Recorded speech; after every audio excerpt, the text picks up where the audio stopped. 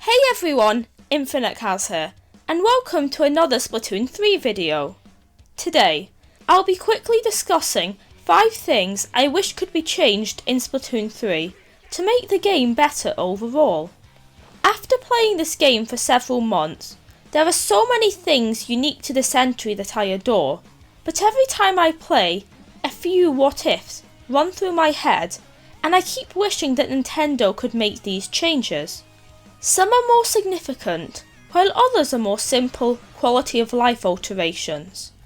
This may be seen as a bit nitpicky, but as someone who loves Splatoon, I really want to see the game live up to its full potential and not be bogged down by unnecessary annoyances. With that being said, let's get right into it. The first thing I would like to see, and probably the most significant alteration on this list, would be general map overhauls. A lot of maps in Splatoon 3 follow a similar design pattern, being small and without many alternate paths or flank routes. Comparing the new maps with returning Splatoon 2 ones, this is quite apparent. The new respawn mechanics, coupled with the smaller map size, makes games a lot more hectic. If this is a positive or not, it's up to you to decide. But especially in a mode like Zones, fast knockouts happen so frequently, I find myself getting a bit frustrated. I also think the map design makes games a bit more stale.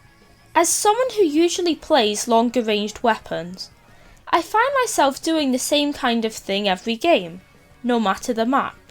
I can imagine playing shorter ranged weapons is a similar experience, as flanking is much harder, making your options more limited. While the maps visually are very striking, gameplay-wise they feel too similar and have few defining features that really make me want to play on them. In Splatoon 2, we saw maps like the Reef and Starfish main stage get overhauls that made them more enjoyable to play on, and I hope we see a similar thing for stages like Undertow Spillway, which in all honesty, I don't have fun playing on. I don't think many maps need huge overhauls, but several smaller tweaks, such as expanding the midsection in Undertow Spillway or creating a flank route in Brindwater Springs. I prefer maps like Hagglefish Market because they are a little larger and have some alternate paths, and you really notice the difference in matches. While 14 maps at this stage of the game's life is great, I think quality matters more than quantity here, and Nintendo should spend some time touching up the current maps to improve the experience for everyone. A much smaller thing that irritates me is how the point system works in Anarchy battles. While I do like many changes that Splatoon 3 made to the ranked system, such as the separation of X battles and standard ranked, the way points are calculated annoy me a bit.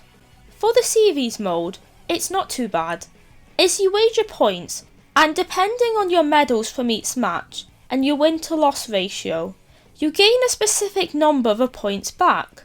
However, the biggest issue I have is the points gained or lost have no bearing on your versus your opponent's skill level, this being true for both the series and the open mode. Since league matches are not in the game yet, the only way to play the ranked mode with your friends is through open, and the way the point system works specifically here does annoy me.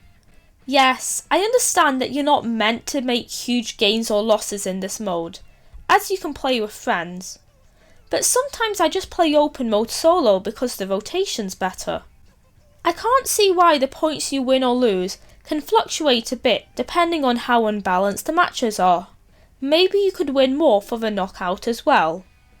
To prevent carrying your low level friends, maybe the points gained for them could be lowered depending on the rank difference between the players in your party.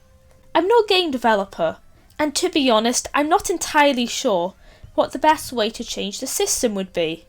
But primarily, I want it to be easier to gain points in open, as well as the system taking into account skill difference, so you don't feel as bad for being steamrolled by a comp team who decided to warm up for a few games in Anarchy battles.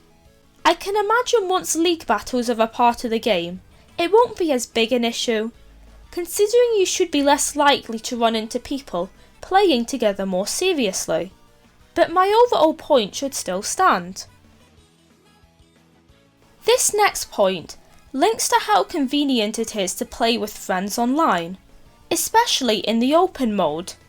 When playing League in Splatoon 2, you would enter a lobby with your friends, then after every game you would return to it, where you have time to change your gear or weapons before readying up again.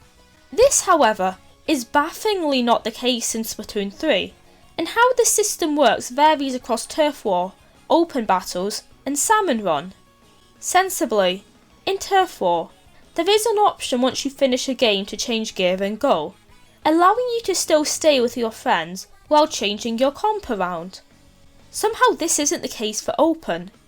If you want to change gear, you need to leave the game, closing the room down, then having to reopen it back up once everyone has changed their gear. It's such a baffling thing to skip over, since this was something added to Splatoon 2 years back. Lastly, in Salmon Run, once the game finishes, you need to ready up to start another shift, and in that time period you can leave the room if you want to exit the lobby. This is a baffling inconsistency with 3 situations where the experience should be the same. It just makes switching between weapons and loadouts a real pain when it shouldn't be in the first place. To fix this issue, I would give people in the party the option to change gear and go, or return to the lobby after every game. This allows you to quickly adjust your loadout between games without destroying the momentum, but it means if someone needs to leave the lobby, the team can go back to it and wait for their teammate to return, without having to shut down the whole lobby. This would simply improve the consistency of all game modes, while making the overall experience more seamless. This is such a simple fix, and I hope something along these lines are added in due time. Another subcategory of issues I have is with Salmon Run. While I think it's a fantastic mode, and a step up from Splatoon 2's version, there are a couple of issues I want to highlight. The first one being, once you reach Executive VP, your rank resets to 40 at the start of every rotation. I think this is a bad change, as a few unlucky games, or a session playing with someone of a lower rank, can cause you to easily be demoted. In addition, it makes actually getting to rank 999 a fever dream for almost everyone. But I do understand how setting the base rank lower creates a challenge for the player. To solve this, I would probably set the base rank to either Executive VP 100 or 200, allowing a margin for error, but also making max rank tougher to achieve than in Splatoon 2. Then to touch on another issue very briefly, Salmon Run is a mode where I witnessed a lot of slowdown, which is sometimes very apparent and it heavily impacts the game. I think general performance tweaks to minimise lag would go a long way to make the game mode more enjoyable, especially on the tougher waves where the sheer amount of salmonids cause slowdown. The last thing I want to mention is a fairly broad topic, but that's relating to online, specifically connectivity issues. To be honest, I could probably do a whole video talking about this, but I'll just summarise my issues here. As Nintendo utilises peer-to-peer connectivity, this creates a whole host of problems. The online issues, from my experience, are worse than in Splatoon 2, and whole lobbies can disconnect fairly often. Lag seems to be even more abundant, and I'll often get booted from lobbies while trying to join a game. I just don't think this is acceptable, especially since the issues seem worse than its predecessors. I do understand Splatoon 3 is a beefier game, and requires more power from the Switch, but making online servers would seemingly solve these issues, as we no longer need to rely on having a perfect internet connection to enjoy the game as much as possible. Also, I'm not a huge fan of the change where if someone disconnects in the first minute, the whole match is cut short. It slashes the momentum of the game, and I really don't mind playing when there's a DC, as you don't lose any points regardless. I often have sessions where this happens multiple times, and it's just so frustrating for a game I'm doing well in to end so abruptly because Nintendo can't seem to figure out how to run an online game.